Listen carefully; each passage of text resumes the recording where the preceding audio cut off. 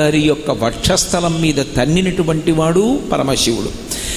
మనం పుట్టాము అంటే కారణం మన్మధుడు, శరీరం పడిపోయింది అంటే కారణం యమధర్మరాజు గారు. పరమశివుడి పాదములు పట్టుకుంటే పుట్టడానికి కారణమైనటువంటి మన్మధునికి వశపడి జన్మించవలసిన అవసరం ఉండదు. ఇదే చిట్ట చివరి జన్మ, ఇదే చిట్ట చివరిసారి శరీరంతో ఉండడం, ఇదే ఆఖరిసారి శరీరం విడిచిపెట్టడం. అలాగే ఆయన యమధర్మరాజుని కూడా ఉగ్గడించినవాడు కనుక ఆయన పాదములు ఎవరు పట్టుకుంటారో వాళ్ళని యమధర్మరాజు గారు కూడా ఏమీ బాధ పెట్టలేడు.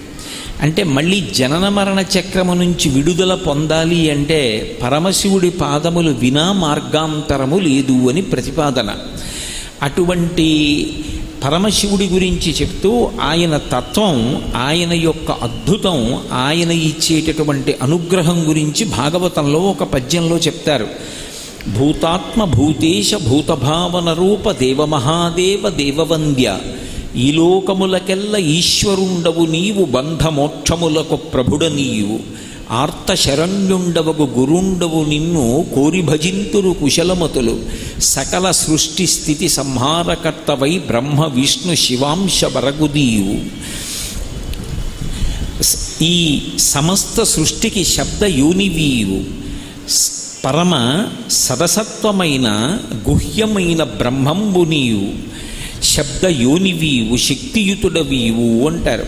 ఆయన బ్రహ్మగా, విష్ణువుగా, హరుడిగా సృష్టి స్థితి లయ చేసేటటువంటి పరబ్రహ్మం ఆయనే.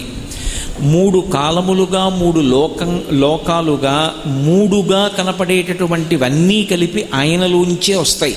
అందుకే మూడు లోకములకు, మూడు కాలములకు, మూడు రూపములకు మూలమగుచు భేదమగుచు తుది కభేదమయ్యొప్పారు బ్రహ్మమనగ నీవే పాలనయన అంటారు. అటువంటి శివుడు ఆయన భూతాత్మ భూతేశ భూతభావన రూప దేవమహాదేవ దేవవంద్య. సమస్తమైనటువంటి దేవతలు ఆయనకి నమస్కారం చేస్తుంటారు. అందుకే ఆయనకి దేవతా సార్వభౌముడు అని పేరు.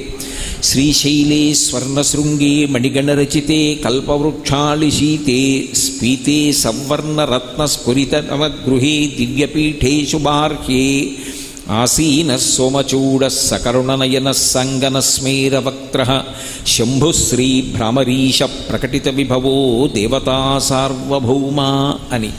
ఆయన దేవతా సార్వభౌముడు. ఆయన ఆజ్ఞకు ఎదురు లేదు. కాబట్టి భూతాత్మ భూతేశ భూతభావన రూప